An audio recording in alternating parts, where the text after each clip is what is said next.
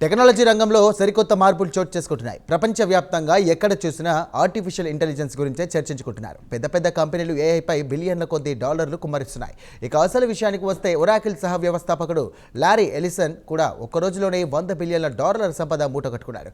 ఇప్పటి వరకు చరిత్రలో ఒక్క రోజులో $100 బిలియన్ ఇండియన్ కరెన్సీ ప్రకారం చెప్పుకోవాలంటే సుమారు 8,60,000 కోట్లు సంపాదించిన దాఖలా లేవు. కొన్ని క్షణాల పాటు ప్రపంచ కుమారుడు ఎలన్ మస్క్ ను కూడా వెనక్కి నెట్టారు. ప్రపంచంలోనే నంబర్ 1 సంపన్నుడిగా ఎదిగాడు. దీనికి సంబంధించి మరొక రోజులోనే ఇంత సంపద ఎక్కడి నుండి వచ్చింది అనేది ఈ ప్రత్యేక కథనంలో ఇప్పుడు తెలుసుకుందాం.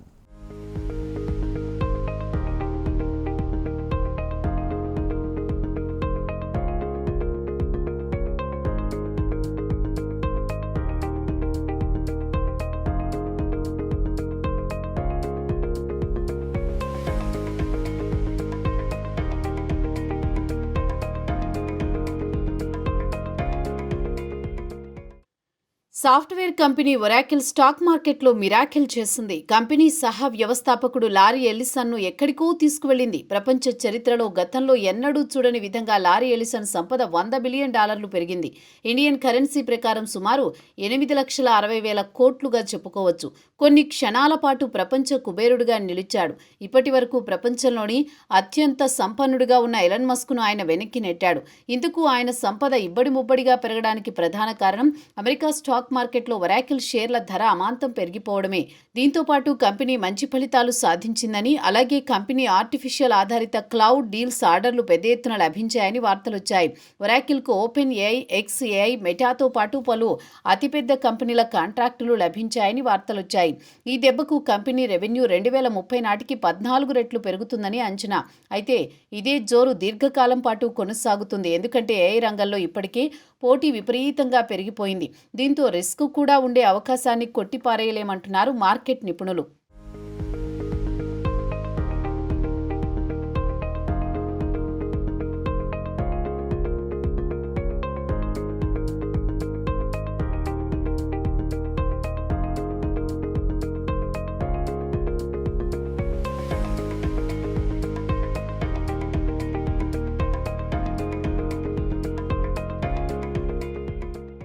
ఇక స్టాక్ మార్కెట్లో ఒరాకిల్ షేరు ధర రికార్డు స్థాయికి ఎగబాకి మార్కెట్ ముగిసే సమయానికి స్వల్పంగా క్షీణించింది.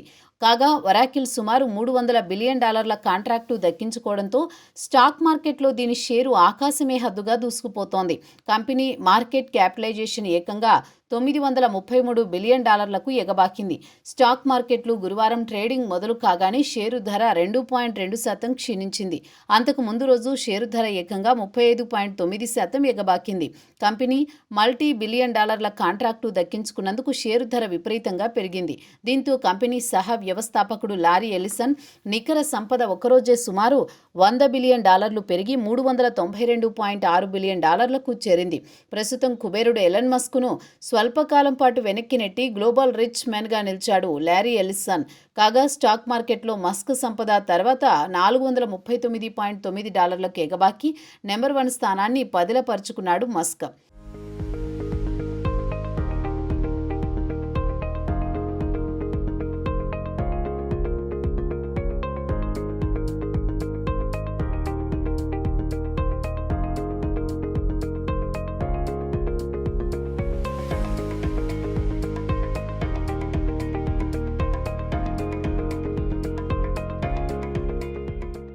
ఇక లారీ ఎలిసన్ సంపద విపరీతంగా పెరిగిపోవడానికి ప్రధాన కారణం కంపెనీలో ఆయన వాటా 41% పైనే ఉంది.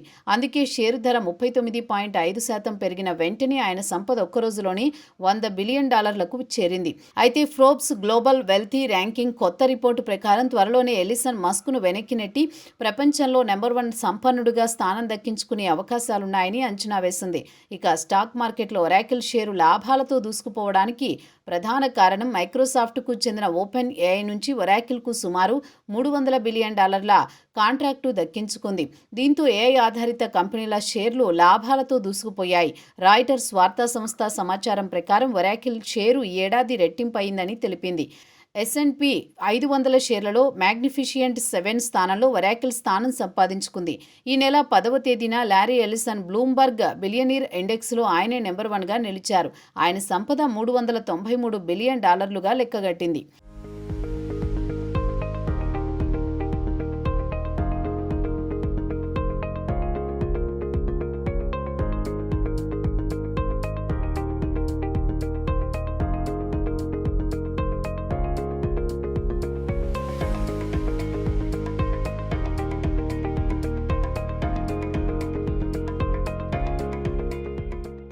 ఇక మస్క్ విషయానికి వస్తే 2024 గ్లోబల్ సంపన్నుల జాబితాలో ఆయన అగ్రస్థానంలో నిలిచారు. అయితే ఇటీవల కాలంలో ఎలిసన్ కంపెనీ ఒరాకిల్ దశ తిరిగింది. త్రైమాసిక ఫలితాలు అంచనాను మించిపోయాయి. క్లౌడ్ వ్యాపారంతో భవిష్యత్తులో మరింత బలపడే అవకాశం ఉందన్న వార్తలు రావడంతో దీని షేరు ఒక్క రోజులోనే 41% పెరిగింది.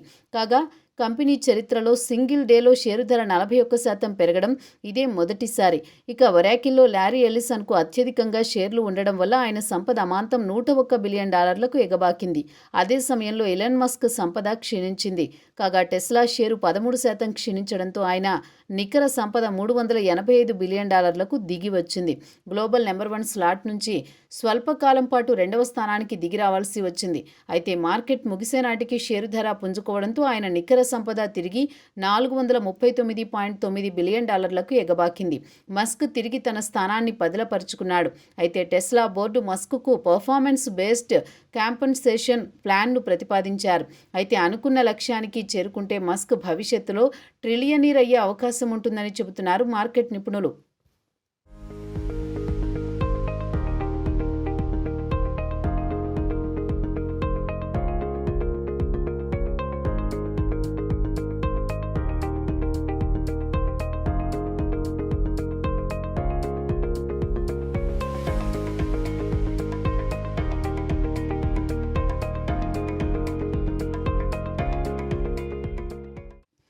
ప్రస్తుతం ప్రపంచంలోని అత్యంత సంపన్నుడుగా ఎలన్ మస్క్ మొదటి స్థానాన్ని ఆక్రమించాడు. ఆయన సంపద $437.4 బిలియన్ కాగా 2వ స్థానంలో లారీ ఎల్లిసన్ నిలిచారు.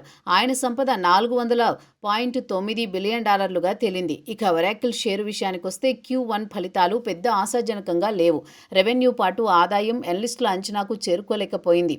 మంగళవారం నాడు షేరు ధర ఫ్లాట్గా ముగిసింది. బుధవారం ఉదయం తిరిగి చూసేసరికి 38% పెరిగిపోయింది. కాగా కంపెనీ క్లౌడ్ ఇన్ఫ్రాస్ట్రక్చర్ నుంచి AI ద్వారా ఆదాయం ఈ ఏడాది $18 బిలియన్ నుంచి వచ్చే 4 సంవత్సరాల్లో $144 బిలియన్ చేరుతుందని అంచనా. అయితే మార్కెట్లో ఒరాకిల్, మైక్రోసాఫ్ట్, అమెజాన్, గూగుల్తో పాటు కోర్ వేవ్తో పోటీ పడుతోంది. ఇక America president Donald Trump $500 million star gate AI infrastructure ప్రాజెక్టుకు ఒరాకిల్కు కట్టబెట్టాడు. ఎలిసన్కు ట్రంప్కు మంచి సంబంధాలున్నాయని మార్కెట్లో గుసగుసలు వినిపిస్తున్నాయి.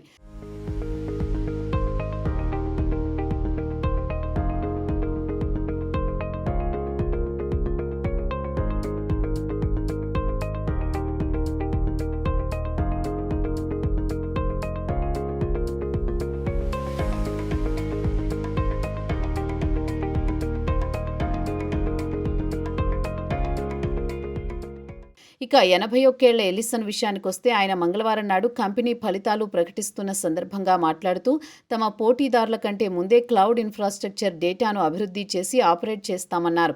ఎలిసన్ కంపెనీలో పెద్ద ఎత్తున ఆదాయం సంపాదించడానికి ప్రధాన కారణం ఆయన షేర్లను పెద్ద ఎత్తున బైబ్యాక్ చేస్తూ ఉంటారు. దీనికి ఉదాహరణ చెప్పుకోవాలంటే ఎలిసన్కు 15 ఏళ్ల క్రితం కంపెనీలో 22% వాటా ఉండేది. ఒరాకిల్ను 1977లో ప్రారంభించారు. అప్పటి నుంచి 2014 వరకు ఆయన కంపెనీ సీఈఓగా కొనసాగారు. అటు తర్వాత ఆయన కంపెనీ చీఫ్ టెక్నాలజీ ఆఫీసర్గా కొనసాగుతున్నారు. ఎలిసన్ 2011 నుంచి $142 బిలియన్ విలువ చేసే షేర్లను బైబ్యాక్ చేశారు. కొన్నిసార్లు ఆయన వివాదాస్పదమైన రుణాలు తీసుకుని కూడా షేర్లు కొనుగోలు చేశారు. దీంతో కంపెనీలో ఎలిసన్ వాటా రెట్టింపు అంటే 41%కి చేరుకుంది. అయితే గత కొన్ని సంవత్సరాల నుంచి ఆయన తన వద్ద ఉన్న షేర్లను ఎప్పుడో కానీ అమ్మలేదు.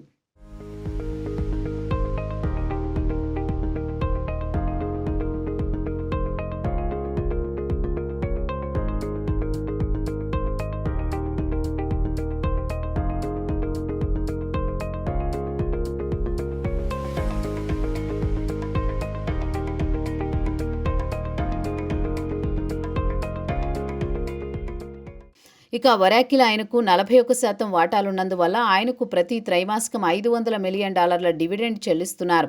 ఒరాకిల్ షేర్లను తనఖా పెట్టి పెద్ద ఎత్తున రుణాలు తీసుకుని అవసరానికి వాడుకుని తర్వాత బకాయి తీర్చి షేర్లను విడిపించుకుంటున్నారు. అయితే ఇటీవల కాలంలో బైబ్యాక్ జోరు తగ్గించింది. కంపెనీ పుస్తకాల్లో నగదు లేకపోవడం వల్ల బైబ్యాక్ చేయడం లేదు. అది కాకుండా AI డేటా సెంటర్ల కోసం పెద్ద ఎత్తున రుణాలు తీసుకోవాల్సి వస్తోంది. ఈ ఏడాది మే నాటికి కంపెనీ అప్పులు $92 బిలియన్ చేరాయి. ఈ నెలలోనే కంపెనీ 3,000 మందిని ఉద్యోగాల్లోంచి తీసివేసింది. మంగళవారం నాడు ఎర్నింగ్ కాల్లో బిలియనీర్ సీఈఓ సాప్రా కార్డ్స్ మాట్లాడుతూ రుణాలు తీసుకుని అయినా స్టాక్ పర్చేజ్తో పాటు డివిడెండ్ ఇస్తామని చెప్పారు. $150 మిలియన్ వరకు బైబ్యాక్ ఉంటుందని చెప్పారు.